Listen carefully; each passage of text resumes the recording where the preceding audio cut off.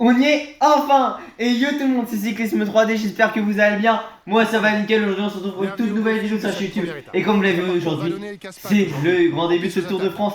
Benvenuto a tutti nella regione della Toscana in Italia per far l'inizio di questa Tour di Francia 2024, la 111 edizione della più bella e la più grande corsa ciclista del mondo. E sì, per il primo di parte del Tour de Francia in Italia, nella città di Firenze, per una etapa entre Firenze et Rimini. On y est enfin, un petit peu d'italien, on connaît, vous savez que j'avais fait une mobilité Erasmus en Italie cette année, et ça tombe bien, le hasard des choses c'est que c'était en Émilie-Romagne où on arrive aujourd'hui, et où on part demain avec Cesenatico, la ville de Marco Pantani et Bologne. Je suis allé à Bologne, j'ai opéré, pas vélo, hein, j'ai fait la portion de la côte donc de la Basilica di San Luca en voiture, j'ai fait la portion descendante, enfin je l'ai fait en descente, en voiture, mais en descente vous avez capté, la portion que les coureurs vont monter demain. Mais par contre la version qui vont descendre, je l'ai montée, je me suis baladé dans la ville et tout. On va faire comme l'an dernier, vous savez, un petit peu d'histoire et tout. J'ai fait que pour le Pays Basque et je vais essayer de faire pour tout. Je suis très content de vous retrouver, je tourne le mercredi, mais comme à chaque fois c'est la tradition évidemment, on tourne le mercredi. Et donc la veille de la présentation des équipes du Tour de France. Mais je suis hyper hypé. Maintenant dès qu'on a lancé ce Tour de France, le parcours, le 711e édition évidemment. Première fois qu'on part en Italie, première fois que le Tour de France n'arrive pas à Paris mais à Nice avec un contre-la-montre, on aura le temps d'y va revenir. 4 favoris, Tadej Pogacar, Jonas Vingegaard, Remco Evenepoel et Primož Roglic. On espère que des bons résultats côté français. Moi je mise, je sais que beaucoup vont m'insulter avec ça, mais pour une enfin ne comprendront pas mon choix. Et pourquoi pas pour faire un meilleur résultat que l'an dernier, pourquoi pas une 6ème place de David Gaudu. Et 3 victoires d'étape. Il y en a une qui me fait penser Bologne, pourquoi pas avec Romain Grégoire. Également il y en a une qui me fait plaisir, c'est pourquoi pas le plateau de Beille avec Romain Bardet en échappé le 14 juillet. Montée où il avait bien figuré en échappé en 2015, la dernière fois qu'on y est venu. Et puis Nice-Col de la Couillonne, depuis que j'ai vu ce profil, ça me fait penser à David Gaudu. En plus il a fait 2ème sur Paris-Nice là-bas l'an dernier, devant Vingegaard et derrière Tadej Pogacar. L'enchaînement de relief de Toscane et d'Émilie-Romagne, avec plus de 3600 mètres de dénivelé positif, annonce une confrontation rugueuse entre les prétendants au titre, en particulier dans la côte de San-Marin. 7 km 100 à 4,8% de pente moyenne. Je rappelle aussi un truc très important sur ce Tour de France.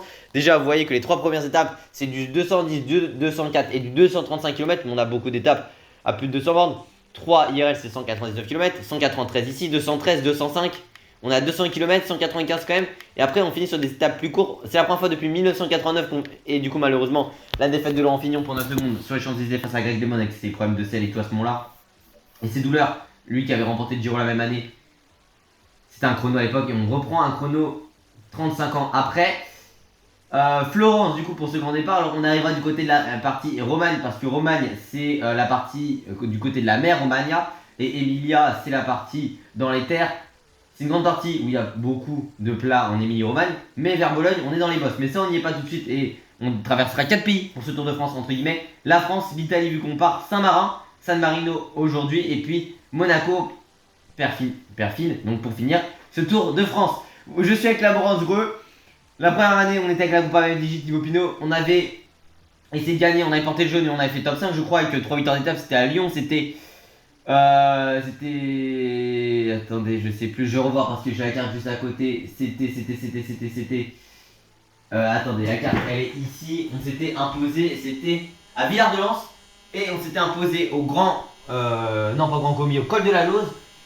En 2021, on avait fait avec la Broye, avec la Trek Segafredo. J'avais pris une édition que j'ai augmenté, vous savez, à 80 montagnes pour me faire un kiff sur TDF 20 et 21 et 22, peut-être. Non, 22, je crois pas. Et on avait fini avec Mollema aussi. Avec Pinot, on fait maillot à peau aussi avec Madois, c'est plus combatif. Et avec Trek, on fait 8ème avec Ilisonde. Et en plus, le hasard fait bien chose, c'est que c'était la place du meilleur français sur le Tour de France cette année-là. On était revenu dans le top 10, vous savez qu'on n'y était pas l'année d'avant, c'était un peu une honte. Et là, enfin, on était de retour avec Guillaume Martin. J'avais pronostiqué meilleur français 9ème avec David Gaudu. Et en plus, bah, du coup, c'était la même place avec Elisson qu'on avait fait au final. Et on avait remporté l'étape avec Vincenzo Nibali du double Ventoux. On a ramené le maillot à poids avec Nibali où c'était très chaud pour quelques points. La combativité, je crois, est Skull. Si on perd le maillot vert pour pas grand chose, enfin. Notamment une échappée qui va au bout avec Pedersen, mais ça on ne le sait pas. On a gagné les Champs-Élysées aussi cette année-là. 2022, on l'avait fait avec la Lidl Trek, pas avec la Lidl Trek, avec la Bahrain Victorious. On s'était imposé avec Mauric à Megève, à Foix également avec Mauric. Et je crois peut-être une victoire avec Caruso à Pérayune, un truc comme ça. Et on fait comme Godu-Irel, 4ème. L'an dernier, je pensais faire podium avec Martinez. On fait 7, 8ème ou un truc comme ça. On finit sans malade. Bon, Godu, meilleur français, a fini 9ème. Mais on avait ambitionné le podium avec les Ineos. Pitcock s'est imposé. Alors peut-être étape 10. On l'avait gagné, je crois. Mais surtout, enfin j'ai un doute si on avait remporté étape 10 ou pas. En tout cas, je sais qu'on avait remporté l'étape du col de la Loze et du Markstein. Le Markstein Fellering avec Pitcock. On a ramené le maillot à poids avec Pitcock. La combativité avec Omar Fraile. Le vert, on le perd le dernier jour avec Pitcock. Et cette année, on est parti avec la Bora Hansgrohe Florence Rimini 210 km. Bora Hansgrohe, l'objectif podium, voire victoire avec Primoz Roglic, on ne sait pas. On a une très belle équipe. C'est même plus la Bora Hansgrohe, c'est la Red Bull Bora. Les favoris, bon, c'est Pogacar, Roglic, Van Aert, Van Aert, Roglic, Pogacar.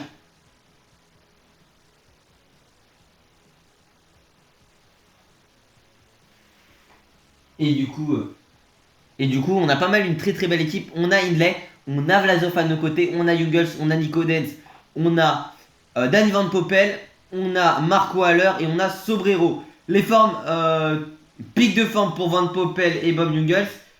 Forme classique pour Roglic, Hindley, Vlasov, Sobrero, Haller et Denz. Du coup, nos objectifs, c'est pourquoi pas la victoire avec Roglic ou le podium, voire top 5, même si, bon, avec Roglic, dans le jeu, c'est souvent le podium qui vise. On aura en équipier de luxe Hindley. Le maillot à poids, j'essaierai de le jouer avec Vlasov. Et le maillot vert, même si ça va être très compliqué, avec Van Poppel, on le sait, en 78 sprint et 76 accélération et pleine. Il aime pas trop la montagne. Et le maillot à poids, on va le faire avec Vlasov. Bon, sur les étapes de plat, on aura du Dance, on aura du Haller, pourquoi pas du Sobrero ou du Jungels à l'avant. Mais on va partir aujourd'hui et pourquoi pas directement tester avec un Jungels ou avec un Matteo Sobrero l'échappée. Sobrero est en Italie, mais Jungels a pique de forme. On va partir avec Sobrero, mais Jungels on l'aura aussi. Non, échappé, pourquoi pas, pour nous aider, on verra. On va vous laisser avec Patrick Chassé.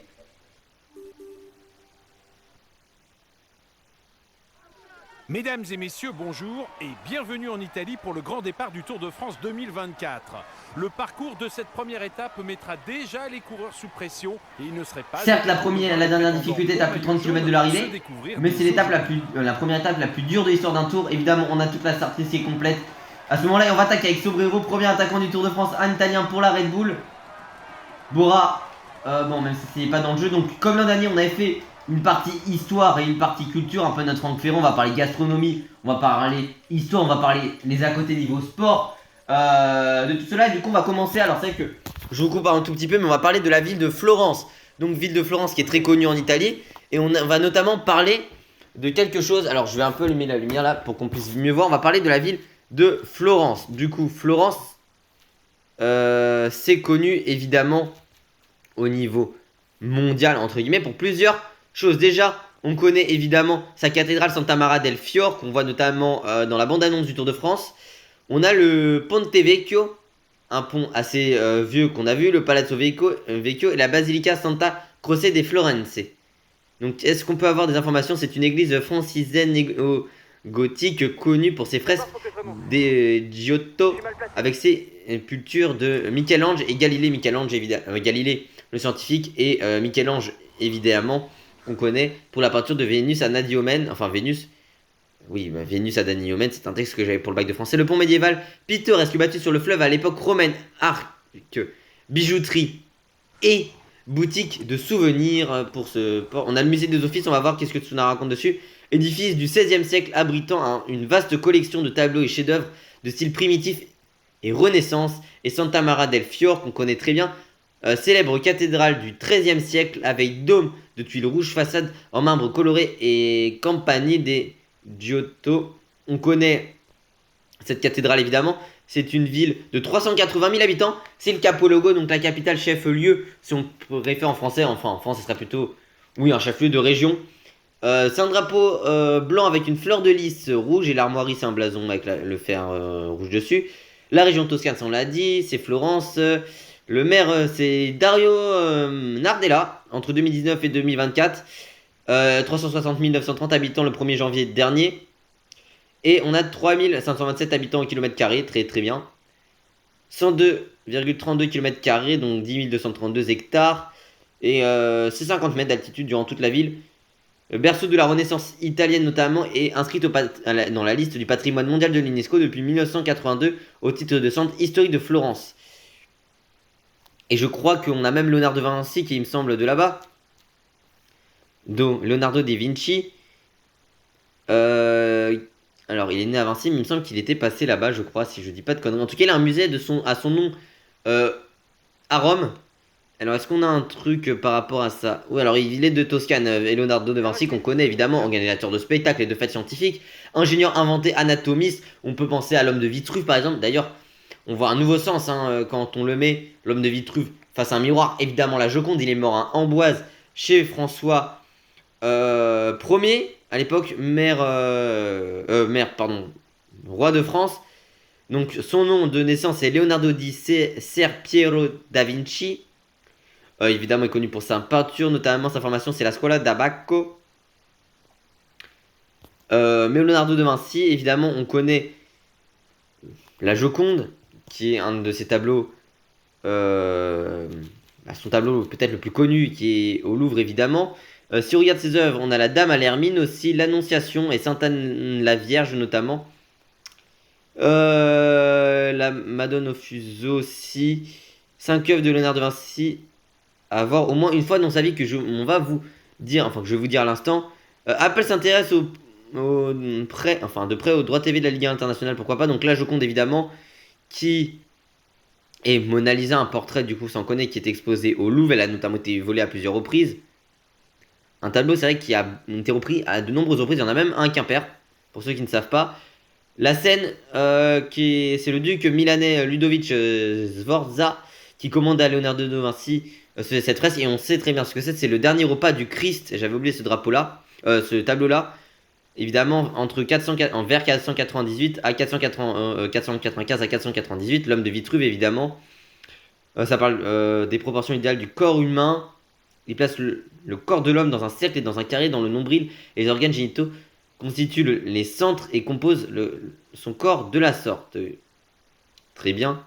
On a quoi d'autre? Saint Jean-Baptiste aussi au musée du Louvre, comme peinture entre 1513 et 1516, qui a été réalisée notamment. Et la Vierge au rocher aussi, qui représente la rencontre entre Jésus de Nazareth et Jean le Baptiste, faite entre 483 et 486, c'est la seconde entre 1491 et 1508, très très bien, et qui est exposée au Louvre, et très bien, et c'était attribué à un tiers sous la direction du maître, ici le peintre Giovanni Ambrogio de Predis. Très bien, donc là on parle un peu de cette région-là. On reviendra pour d'autres choses, notamment après, mais c'est une région évidemment très belle, la Toscane, réputée. On va parler, je pense, tout à l'heure, quand on avancera de cette région de la Toscane, parce qu'il y a une petite course cycliste sympa. Il y a une petite façon de cuisiner aussi la viande là-bas, connue. Enfin, il y a beaucoup de trucs. Et voilà, c'est un peu la partie romantique de l'Italie, comme je dis. Rimini, qui est une station balnéaire aussi. J'avais des potes qui étaient juste pas très loin. Mes potes italiens, pour leur stage. Parce qu'eux, ils ont des stages en fin d'année. Voilà. Mais voilà, on va parler de beaucoup de choses. Et on va peut-être même se rejoindre tout de suite dans le classement de la montagne. Mais en tout cas, ça fait très plaisir de ce Tour de France. On parle beaucoup, mais c'est normal, c'est un début de tour. Et on se retrouve dans cette première ascension de ce Tour de France. On n'a pas beaucoup de barres avec Sobrero. Alors, Sobrero, il a que 69 montagnes. C'est un ancien champion d'Italie, si vous vous en souvenez, de contre-la-montre en 2021. Il avait remporté d'ailleurs le dernier chrono du Giro en 2022. À l'époque, il était chez Jayco Alula. On a essayé d'attaquer avec une Velcito. Il y a une échappée de 13 qui est partie à un moment, mais au final, ça n'a pas laissé trop partir. Bon, première difficulté de ce tour, le col des Valico Trefaggi. 11 km 700 à 6,7% de pente moyenne. On a avec Hugo Houle, Manga s'est distancé. Il y avait des mecs comme Zimmerman qui nous ont suivis. Vous l'avez vu de toute façon tout à l'heure quand je racontais un peu l'histoire. Je faisais ma rubrique entre guillemets Franck Ferrand. On va essayer de battre Hugo Houle. J'ai fait déjà cette première étape deux fois. Une fois avec VDP. Oh, par contre, comme il nous a bloqué. Et une fois avec mon pro leader. On va passer en tête de la première difficulté de ce Tour de France. Ça nous fait 10 points. Avec Sobrero, un Italien sur les routes italiennes pour ouvrir un Tour de France. Pour la première fois de l'histoire en plus. Et qui passe en tête de la première difficulté. Bon, il n'y a quasiment pas de spectateurs ici. On va s'accompagner, vous savez quoi? Parce qu'on va parler d'une nouvelle chose. Entre guillemets, on va parler de la gastronomie Toscane. Alors la gastronomie Toscane, on la connaît très bien, mesdames et messieurs, la gastronomie Toscane. On va parler notamment des cantucci, qui est un biscuit gourmand au parfum de Toscane et dans la ville de Prato. Les cantucci sont des biscuits secs et croquants, parfaits pour une pause. D'ailleurs, c'est des biscuits que j'aime bien, vous savez, c'est des sortes de morceaux de pain un peu durs, oui, mais qu'on peut avoir au chocolat notamment. On a autre chose, moi je pensais notamment à la viande, mais on va parler de la ribollata. La ribollata est un plat rustique et authentique, parfait pour se réchauffer en hiver. Ce copieux ragoût est composé de pain rassis et de légumes variés, notamment on a la biscotta alla Fiorentina, qui est une institution culinaire. C'est un, ah oui voilà, c'est le steak porteros, épais, grillé à la perfection, saignant à l'intérieur et croustillant, qui a l'air d'être pas mal notamment comme viande. Et on a la papa al pomodoro, donc pomodoro c'est la tomate, il me semble, si j'ai pas de conneries. Non, oui voilà. Est un autre plat emblématique de la cuisine toscane. Il s'agit d'une soupe préparée avec un pain rassis toscan, des tomates mûres notamment. Donc voilà, on va parler un peu de Toscane. Et vous savez, je vous ai parlé d'une course qui est créée en 2007, qui est plus jeune que moi, mais on en parlera tout à l'heure. Si je vous parle de Strade Bianche, c'est son nom en français, des chemins blancs. Allez, avec Hugo Hull, c'est vrai qu'on n'a pas pris non plus beaucoup de relais à Hugo Hull. On a que le 7 qui est distancé aussi derrière. Attention qu'il n'y ait pas de hors délai sur la première étape de ce tour. On est dans la côte des Forquets. Du coup, si on fait italienne, côte des Forquets, du coup. De 6 km, de 2 km 600 à 6,4% de pente moyenne. Et on a déjà distancé Hugo Hull. Hein. En partant un peu en facteur avec Sobrero. Ce serait bien qu'on porte le maillot à pointe sur cette première étape. Est-ce qu'on n'amènerait pas la combativité avec un Sobrero par exemple? De toute façon, il partira à l'avant, je pense, sur les 2 premières étapes, ainsi que le Galibi après, ça va être trop dur. Et au pire, on fera relever Vlasov, hein, s'il faut. L'échappée quasiment jusqu'à 5 minutes d'avance. Mais voilà, ça fait vraiment très plaisir de vous retrouver pour ce début de tour en temps réel. Bon, du coup, au moment où je tourne, juste après, vu qu'il est plus de 22 heures passées. Attendez, je regarde. Ouais, non, il n'y a toujours pas ces équipements parce que moi, le jeu. Enfin, on me dit que j'ai pas assez de place sur la play pour mettre des mises à jour alors que j'ai 150 Go libre. Par contre, Red Dead il prend quand même 130 Go, 130 ou 150 dans le jeu, ou 140, je sais plus. Passé en tête du grimpeur, c'est bien. Et voilà, bon, vous connaissez mes qualités en descente. Non mais voilà, vraiment, je suis très content d'être au départ de ce Tour de France que j'attends. En plus, départ du Tour en Italie. Évidemment, on sera en Italie, donc on pourra parler de... qui est un pays très fan de cyclisme notamment. Avec le Giro d'Italia, la Gazzetta dello Sport, du coup, qui l'a créé, et CRCS qui organise aujourd'hui, qui est le deuxième grand tour le plus prestigieux et le plus ancien. 107e édition cette année remportée par Tadej Pogacar, qui va tenter pour la première fois depuis 1998, bon c'était à l'époque du dopage, et Marco Pantani de remporter, de faire le doublé du retour, que Anquetil, que Merckx notamment ont réalisé par le passé, tout comme Bernard Hinault, et deviendra le 8ème coureur. On a même Fausto Coppi qui l'a fait aussi. Du coup, Marco Pantani aussi. Bon. Les 8 coureurs qui ont fait le doublé de retour, je vais vous les dire parce que je les ai plus tous en tête. Je suis obligé de rechercher ça, c'est terrible.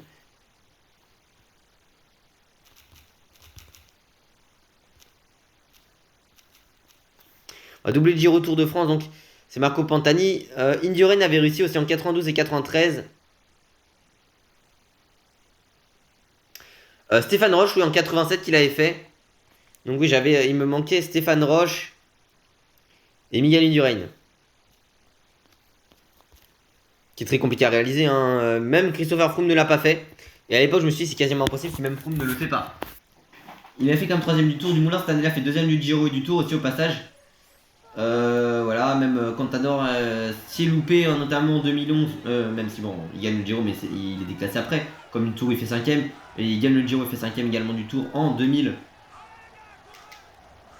En 2015, évidemment, il y aura Milano San Remo, bon, c'est en Liguria, Milan San Remo, également le Giro di Lombardia, on sera en Lombardie vers Torino, non, pardon, Torino, pardon, qu'est-ce que je raconte, oh, c'est la capitale du Piémont.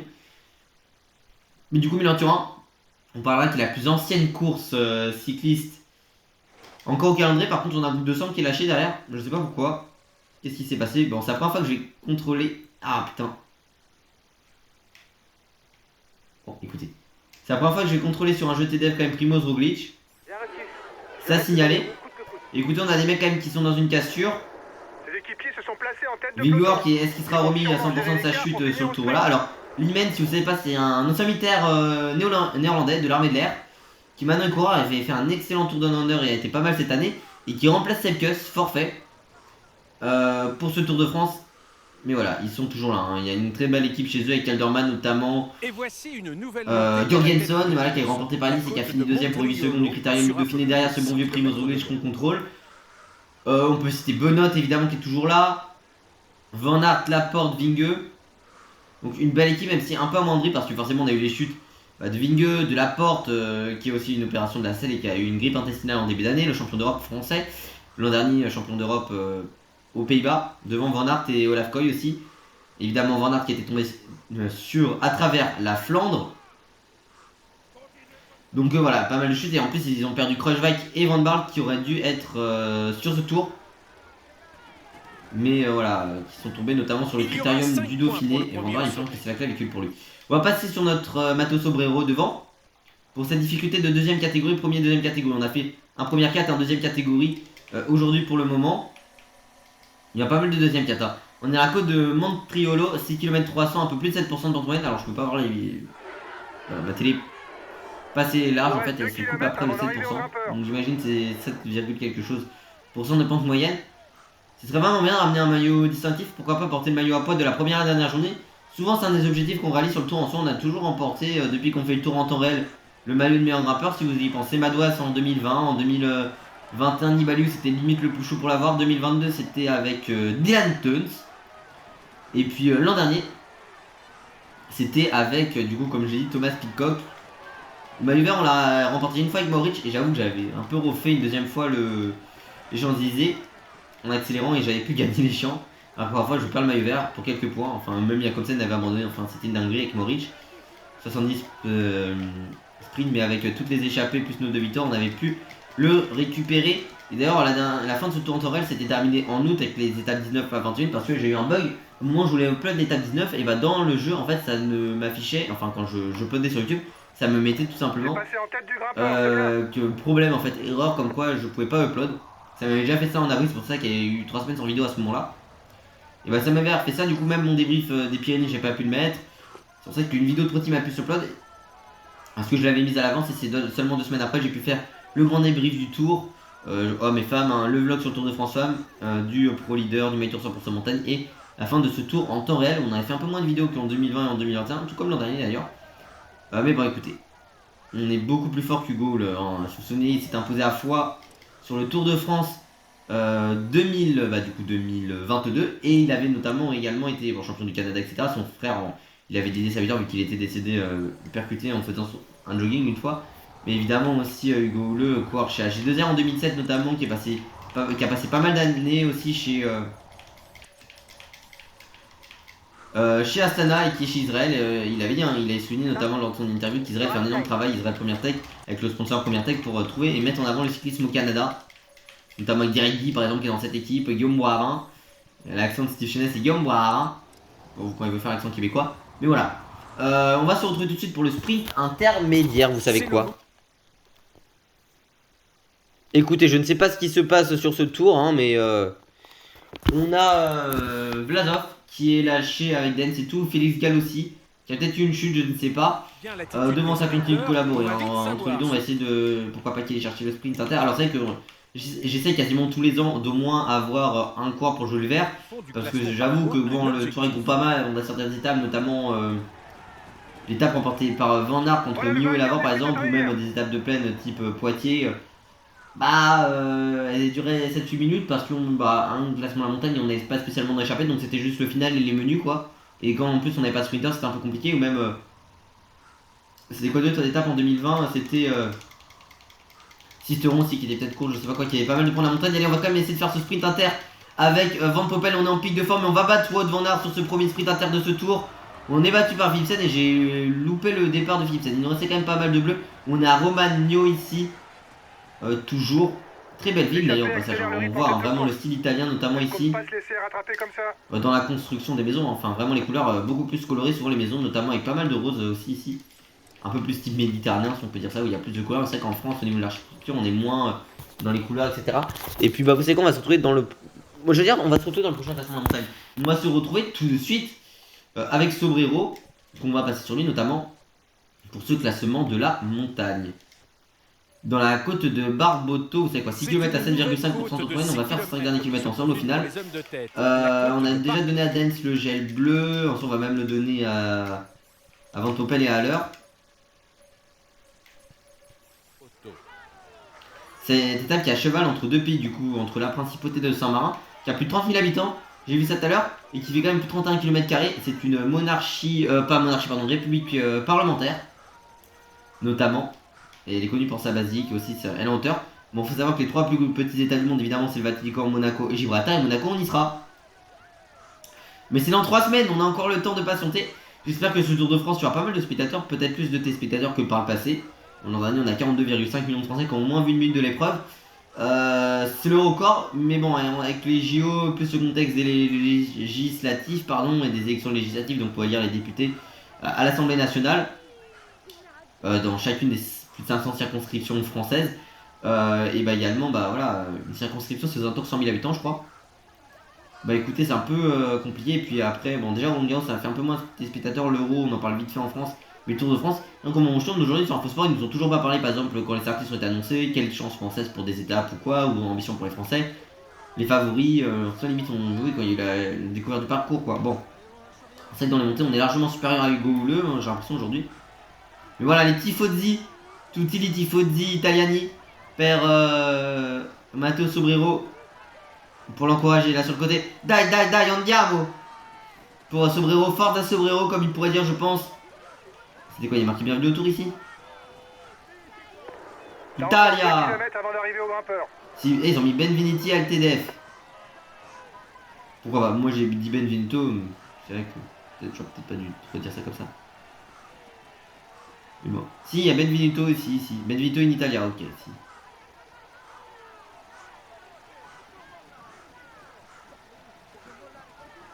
Mais le I pour Benvenuti, normalement c'est au pluriel, je crois. On a quand même dépensé pas mal d'énergie dans sa difficulté. Il reste plus de 70 km, on a presque mis une minute à Hugo Houle. Alors si on a l'opportunité de prendre quelques points de la montagne, pourquoi pas avec Vlasov, on va pas s'en priver dans cette étape. Hein. Mais bon, nous notre objectif c'est quand même de prendre quelques points ici dans cette côte de Barboto. 6 km à 7,5% de temps de moyenne. Mais de rien, on va être aux alentours de 22 points déjà dans ce classement, donc vraiment limite comme mon pro leader. Sur première étape. Je tourne les 6 points à cette étape en pro leader du tour. J'ai déjà fait 12 épisodes alors qu'il n'y en a que 4 qui sont sortis, donc normalement ce soir, au moment où je tourne, vous aurez peut-être vers minuit, je sais pas, le My Tour 100% montagne, et vous aurez normalement, je m'arrête au mercredi, mais là exceptionnellement jusqu'au jeudi, vous aurez le pro team dans la matinée, dans la soirée, enfin on a également la vidéo sur le dispo qui aura sur la chaîne YouTube pour le tour. Et puis du coup mon avis sur Netflix et la grande preview c'était hier au moment où vous voyez la vidéo. On n'a pas le maillot Red Bull Bora et Visma encore je crois. Les équipements sont sortis mais du coup je peux pas voir l'image. Mais du coup à un moment quand on donne le rôle objectif classement à la montagne un coureur, ça faisait un crash au début. Mais en tout cas c'est vraiment kiffant et on se sent en Italie notamment même avec les couleurs. Voilà. Ils sont encore 150 derrière. Bon, on se repose un peu. On a encore une première difficulté parce qu'en soi on a combien de points aujourd'hui? On en avait... attendez, première étape du tour, il y en a vraiment pas mal là. Il y en avait 20, 30, 34 points à prendre, écoutez. Plus on peut prendre de points, plus ça nous intéresse quand même. On va donner au passage le rouge à Ventopel qui est vraiment pas mal et à Marco Haller aussi aujourd'hui. Ou Vlasov, il a vraiment pas beaucoup de bleu, hein. Alexander Vlasov aujourd'hui. Huguel c'est meilleur que lui, même si Huguel c'est en pic de forme. Mais Huguel sera équipier, on va lui mettre d'ailleurs de protéger Primoz. Les équipiers contrôlent pour le classement général. Si c'est possible, et également si on peut, on va essayer de donner la consigne à Nico Dens du coup de protéger Hindley. Vu que je jouerai comme je vous l'ai dit avec Vlasov. Le classement de la montagne, côte de San Leo, 4 km 800, 7,5% de moyenne. On va se faire cette portion là. Écoutez, ils sont plus que 90, Vauclin est distancé derrière.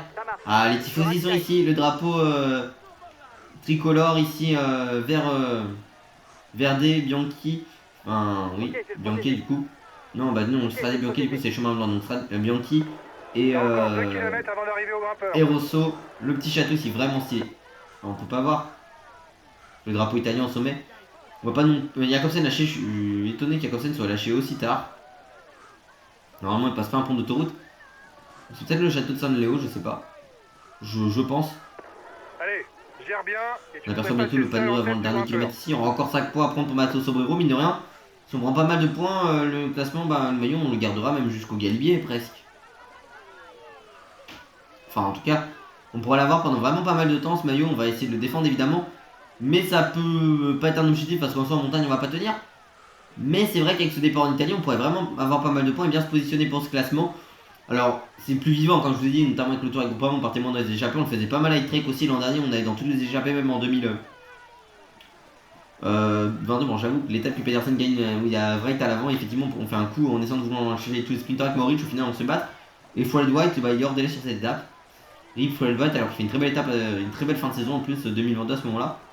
Un peu une des révélations, notamment dans ce rôle de baroudeur avec une pointe de vitesse. Bon, sur les Flandriennes aussi, champion de Grande-Bretagne l'an dernier. On va basculer avec un peu moins de 30 au sommet sur le peloton.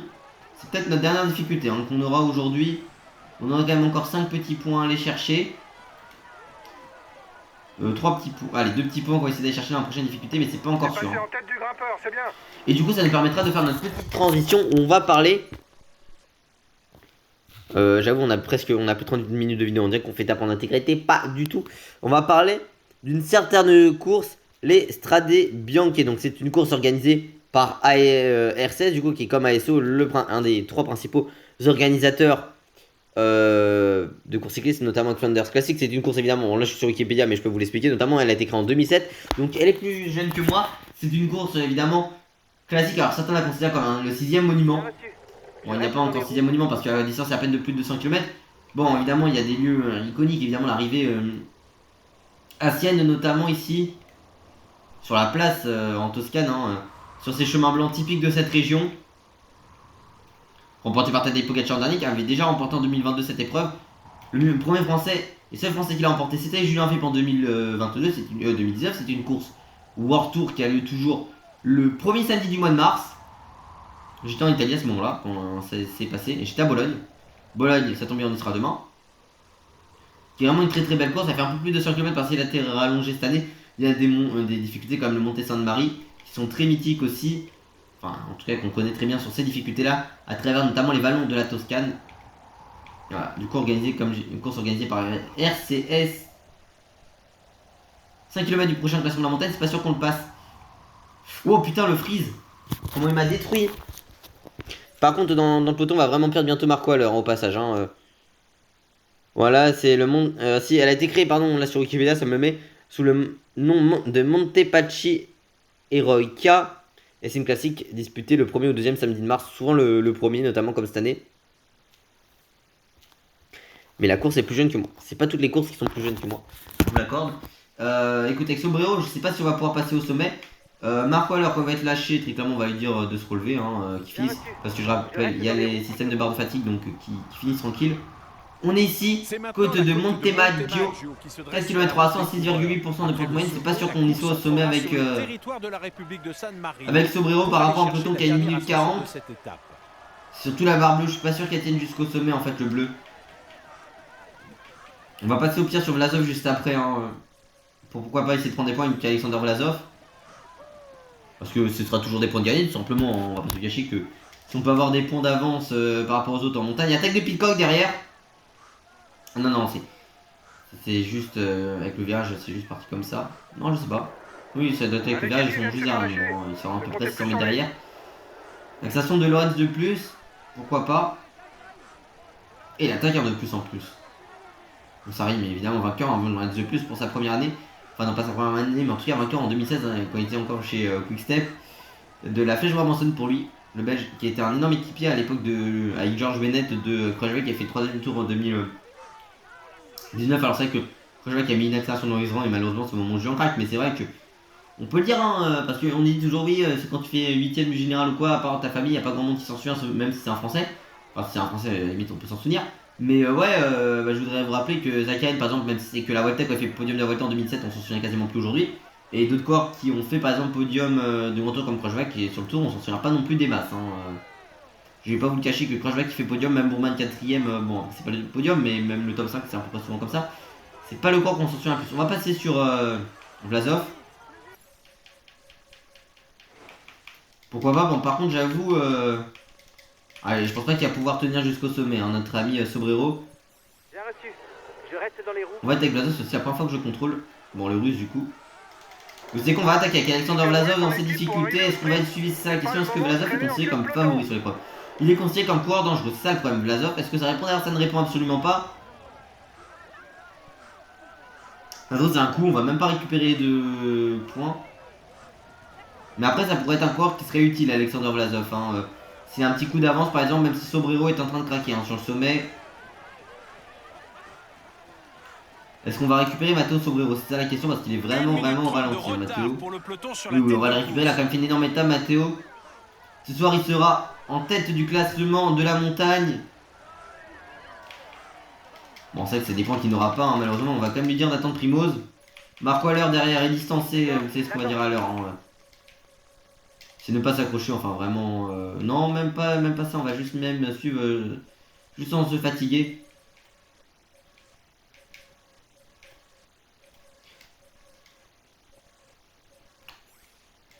Très sympa l'église ici. Donc la chiesa en italien pour église. J'insiste pas. Il fait rouler ses équipiers car Voilà, un point pour Alexander Vlasov. Bon, on va dire c'est pas très glorieux, mais quand même. Oh putain, là j'étais un peu dévié sur ce coup-là. Mais bon, c'est quand même toujours intéressant de prendre un point. Bon, écoutez, de toute façon, en vrai, ça va revenir sur nous. On va passer sur Primoz. Vlasov, écoute, je sais pas, ouais, roule à 100% au pire et si vraiment tu creuses pas l'écart, on reviendra sur toi. On se trouve tout de suite un peu plus dans la côte de San Marino. Finalement, je vous reprends plutôt que ce qui était prévu parce que nous sommes à San Marino, donc Saint-Marin. Alors Saint-Marin, c'est vrai que il y a un grand prix qui lui a été attribué en moto et en F1 qui est à Imola. On y sera demain, là où Julien Philippe a été champion du monde sur le circuit Enzo et Dino Ferrari. Donc Saint-Marin est un micro-état montagneux enclavé dans le centre nord de l'Italie, figurant parmi les républiques les plus anciennes du monde. Il a conservé, attendez, qu'est-ce que ça m'a mis d'autre? Il a conservé une grande partie de son architecture historique. Sa capitale du même nom est installée sur un versant du mont Titano. Elle est réputée pour sa vieille ville fortifiée médiévale et ses étroites rues pavées, les trois tours. Les citadelles rappelant un château datant du XIe siècle sont juchées au sommet des pics voisins. 33 660 habitants en 2022 et fait partie de la zone euro. Et la Géorgie d'ailleurs qui vient de gagner à l'instant et qui est qualifiée pour le 8ème. Alors, le 5ème. Alors, attendez. Il est le 5ème attends, pardon, c'est quoi? Il est le 3ème plus petit état d'Europe après le Vatican et Monaco. Le 5ème du monde après donc les deux mêmes cités. Et Nauru et Tuvalu qui sont dans le Pacifique, évidemment, quand on fait le jeu pour dire les 196 pays du monde. Voilà, sa plus grande ville c'est Serravalle. 61,19 km², j'étais pas du tout dans les 30. 6ème constitution le 8 octobre 1660. Sa fête nationale c'est le 3 septembre. Et fondation le 3 septembre 301. 1,698 milliard de dollars de PIB en 2022. Très bien. Entre l'Emilia Romagna et la Regione del Marche. 33 000 habitants, dont 607 habitants, dont 5 779 étrangers. Il y a 13 500 marinais résidant à l'étranger. Et ça fait partie intégrante de la région du Montefeltro. Mais également, c'est aussi le pays qui n'a jamais qui a remporté seulement un match de foot dans son histoire et la dernière nation au classement FIFA. De la FIFA, pardon. Écoute, on va même se faire cette dernière partie d'étape, peut-être en intégralité, je sais pas. Bon, Vlasov, écoutez, Vlasov, il est un peu en train de se cramer pour rien, mais bon. On va utiliser, on passe à San Marino ici. Bah, ça fait plaisir. On est à Saint-Marin, on va revenir en Italie juste après, quoique non, on va se retrouver tout de suite. C'était juste pour vous montrer au début Saint-Marin. Dernière difficulté de la journée, et cette dernière difficulté de cette journée, elle est importante. Tout simplement parce que cette difficulté, entre guillemets, c'est la côte de Saint-Marin. Côte de Saint-Marin, elle fait 7 km 100 pour être précis, à seulement 4,8% de moyenne avec des pourcentages assez roulants. Mais attention, ça va être là hein, pour éliminer les principaux sprinters notamment. Bon, vous savez qu'on va dire à tout le monde tout simplement d'arrêter les protections. On va dire Van Poppel, Dance et Jungels, même si c'est pas, je vous l'accorde, les meilleurs grimpeurs de roulation. Il y a une attaque de Romain Bardet juste devant. Bon, Vlasov il est seulement 25 secondes, donc je pense pas qu'il reviendra sur de plus. Et puis de toute façon, ça va revenir assez fort derrière. Allez, on a avec Primoz Roglic, on va essayer de remonter quand même. Hein, je vais pas vous cacher, voilà. On aura Hindley aussi qui sera à nos côtés. J-Lev, on va même lui donner le gel bleu. Il y a une barre un peu Je plus ravitaille. basse que la nôtre quand même. Bon, Roglic il a remporté toutes les principales courses par étapes pour Tour. Je dis toutes les principales parce que le Dauphiné à 2 reprises, Paris-Nice, Lombardie, qu'est-ce que je raconte, Tirreno Adriatico, Romandie, Catalogne, Pays Basque, mais pas le Tour de Suisse. Et ni Cette dernière côte est du coup classée le Down en Under par deuxième exemple ou catégorie. le Le Tour premier à la et aussi franchir un Tour en marquera Chine donc et Tour de 5 Pologne points pour le qui existe classement et qui du n'a pas maillot à remporté pois. aussi, c'est vrai. En tout cas les plus prestigieux on va dire. Et mine de rien Vlasov devant ils sont quand même revenus sur lui et devant il y a un groupe avec Remco aussi qui a contré. Mais le problème c'est que moi mon équipe j'aurais dit de rouler mais visiblement ils ont pas très Je envie. ravitaille. Pourquoi pas le classement par équipe, essayer de le jouer aussi, ça peut être un objectif. Parce qu'on a quand même une très très belle équipe. Écoutez, on est avec Primoz ici dans sa difficulté, ça bouge pas mal. Landa qui a... Oh, Landa a voulu lancer Remco, c'est intéressant. Bon, Remco, le problème c'est qu'il a pas non plus beaucoup d'avance sur nous, ça s'excite un peu dans tous les côtés. Côté peloton ici. De plus, ça a été lâché par le groupe Alexander Vlasov. Qui va arriver sur une portion un petit peu plus de replay ici. En tout cas, cette étape est assez kiffante. Almeida lâché. Bon, par contre, Mas calme de ça 1, mais Mas, c'est vrai qu'il utilise souvent le tour un peu comme. On l'aperçoit là-bas, tout en haut. Là, du coup, le château avec les 3 tours, comme je vous en parlais tout à l'heure. Et on va aller au sommet. Et non, j'ai dit on va attaquer. Non, on va pas attaquer avec Primoz. On va laisser Vingueux rouler avec sa bande. Ah, Vlasov, je suis pas sûr qu'il tienne, hein, Vlasov. Hein. Je suis vraiment pas sûr pour lui qu'il tienne Alexander Vlasov. Jusqu'au sommet, du coup, il a seulement pris un point aujourd'hui. Ce qui est pas. En fait, c'était un peu du coup pour rien qu'on a fait ça. Bon, par contre, on va dire, ouais, à Dens et à Van Poppel de se relever. Et vous savez quoi, l'attaque du Primoz Roglic, j'y allais. L'attaque du Primoz, Remco est parti, ça va être le tour de Primoz Roglic, j'y allais. Un Slovène peut en cacher un autre, l'attaque de Primoz ici dans cette difficulté. Il est en train de se faire décramponner. Ah, Vlasov qui craque malheureusement pour notre équipe. Un peu plus d'1 km 300 du sommet, il a été récupéré par Remco Evenepoel et malheureusement il ne servira pas de point d'appui. Ce qu'on a pu souhaiter à Primoz Roglic, le dernier kilomètre de cette difficulté. On va essayer de revenir avec Primoz Roglic sur Remco. Qui n'a plus de rouge lui par contre. On est revenu sur lui, on aperçoit par contre c'est vraiment stylé avec l'arche ici. Les premiers basculent au sommet de la côte de San Allez, revenir dans la route de Remco Evenepoel, on va seulement prendre un point du côté de la montagne ici, mais c'est peut-être pas le plus important. Izagirre est parti avec Bardet derrière. Et on a fait un petit trou avec Primoz et avec Remco. Il reste 26 km de l'arrivée. Il reste 26 km avant l'arrivée. Un peu technique, hein, c'est le premier virage. On n'est pas le coureur le plus agile avec Primoz, hein, qui a souvent l'habitude de tomber. Même s'il avait remporté l'étape en descente hein, vers la Reims en 2018, on s'en souvient. Qui partait de Lourdes, il me semble. Enfin, je l'atterre juste derrière. Hein. Elle est là. Oui, c'était Lourdes de la Reims. Étape où Sagan, on a pensé qu'il allait finir hors délai parce qu'il était tombé du coup à Val-Louron, enfin dans la descente de Val-Louron pour Saint-Lary-Soulan et vraiment il s'accroche pendant très longtemps en montagne. Évidemment en 66 km pour les délais on pouvait avoir peur. Mais putain mais pourquoi il s'est arrêté mais Primoz oh. En plus bon vous savez même si même s'il aurait eu à la plus vu qu'il n'y a plus de note descente vous savez que c'est toujours le même mec en descente qui est nul même si on me demande de mettre les trajectoires et que les trajectoires je ne les aurais pas respectées. C'est un peu comme sur F1. Voilà, cette trajectoire est un peu mieux prise par Primoz, ancien sauteur à ski on le rappelle. C'est vrai qu'il a quand même de l'agilité normalement Primoz même s'il tombe. Ah il est tombé sur le Dauphiné, il est tombé Il essaie de sortir du dans la peloton. fameuse chute avec 50 personnes, il est tombé à deux reprises. Sur le Tour du Pays Basque, il est même tombé je crois sur Paris-Nice. Ah sur Paris-Nice j'ai un doute, en tout cas il était malade à la fin, en tout cas il en pouvait plus. Il ne reste plus que 20 km avant le Frigo terme Offi de cette notamment première étape. sur cette dernière étape. On C'est vrai que je disais Gall au tout début, on n'avait pas non plus tant vu que. Enfin, il est un peu en deçà de ce qu'on pouvait s'attendre de ses résultats, mais c'est vrai que Gall il a quand même remporté l'étape sur le. Enfin, il a fini dans le top 10 du Tour de Suisse. J'ai pas Attention, il attaque. trop suivi le résultat du Tour de Suisse, mais surtout.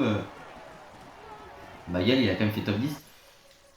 Et c'est pas rien sur une épreuve Attends, on va juste faire ce virage, voilà. Comme Paris-Nice en début de saison. Il me paraît pas malheureusement il s'est vite retrouvé, enfin il s'est retrouvé distancé. L'homme de Un peu tête est au creusant bas de comme la ça. descente. Bon Encore maintenant au final il n'y a plus les 17 trucs de kilomètres à descente couvrir dangereuses pour rallier hein, l'arrivée. en objectif en pointer descente. Allez, avec Primoz Roglic on est là, on va essayer de revenir. Oh putain le virage là. Voilà. On est avec, on s'est retrouvé dans un groupe de 23. On s'est fait totalement battre par le groupe Remco. Mais attendez, on a nos coéquipiers qui sont là. Jungles est encore présent. Mais vas-y Bob. Ça marche. J'ai relayé fort. Allez Jungles. Il y a un trio avec Remco Evenepoel qui sont partis, notamment c'est tout simplement Mathieu Van Der Poel qui est parti avec lui et David Gaudu je crois. Avec Primoz on pourra tenir, on est de retour in Italia. Pour finir cette étape vers Rimini. L'an dernier, première étape elle a duré 45 minutes, on va pas être lancé cette année. Hein. Large et rectiligne. La dernière ligne droite fait 1,5 km. Allez. Allez.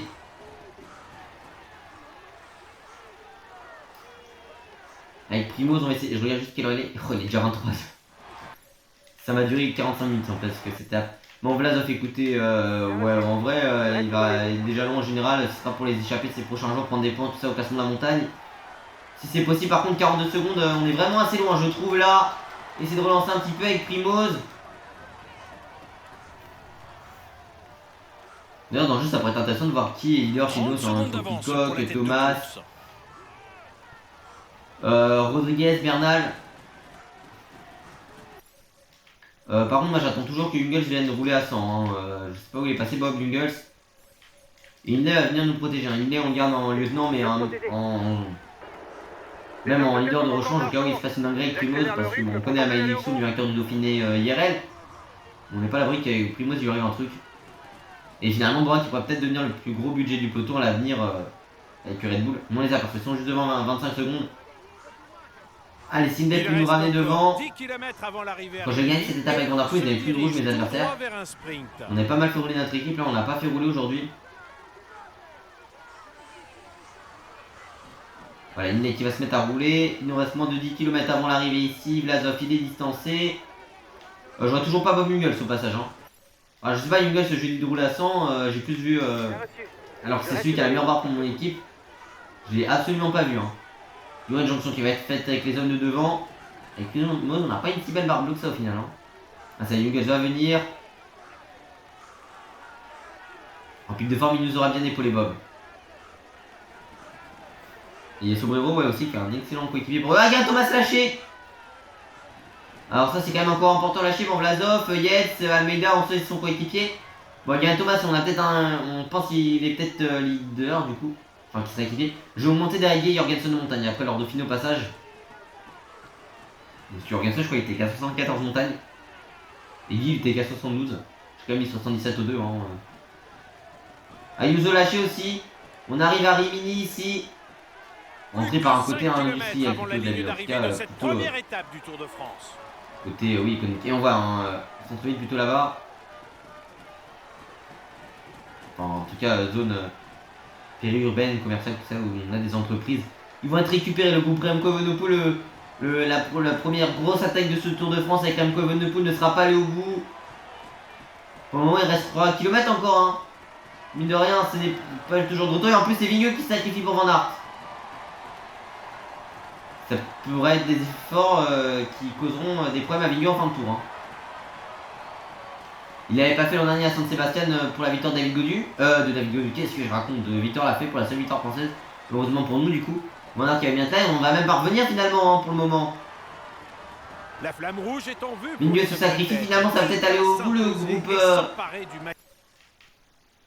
Et il n'est lâché. Oh non Jay. Bon bah Sydney perd déjà du temps de la première étape. Paulès par contre j'ai vu il a même pas 70 montagnes dans le jeu. C'est une dinguerie ça. Le mec il a même pas 70 montagnes, pourquoi pas, c'est TDF. Par contre il y a beaucoup plus de barres que moi Jungles. Hein. Ah ça se regarde peut-être un peu devant. Avec Primoz on va devoir lancer mais on n'aura pas une barre bleue illimitée. Allez Primoz ça va aller s'imposer devant victoire de Mathieu Van Der Poel normalement. Ah, on va aller chercher une 10ème place avec Primoz Roglic, victoire de VDP normalement devant.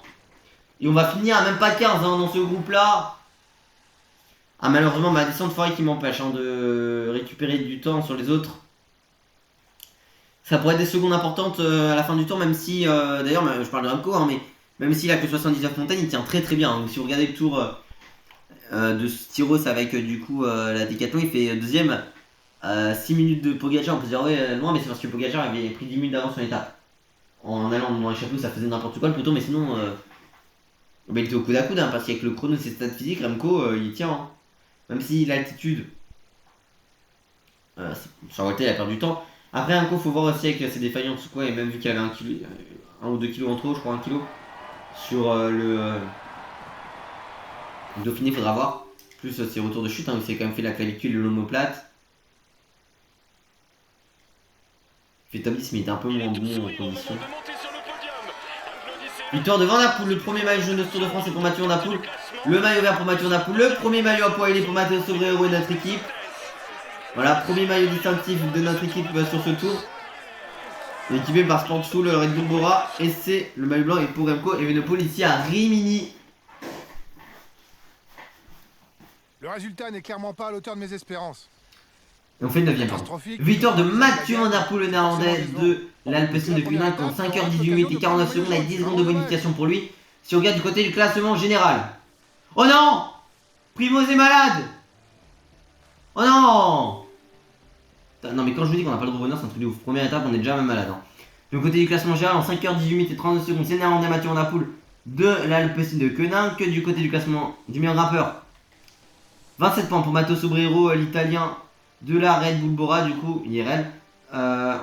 Du côté du classement par points, 30 points pour Mathieu Van Der Poel, le néerlandais de l'Alpecin de Kuninck. Et en plus, vu que les durées de maladie sont normales et qu'on est en maladie jaune, il y a moyen qu'on soit encore malade sur le Galibier. On va passer un 7 quarts d'heure. Hein.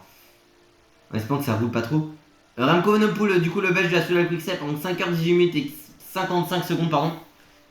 Est en tête de ce classement jeune, même si on me dirait en 2022 sur notre pro team avec Gaudu, on était très très fort alors qu'on était malade à un moment.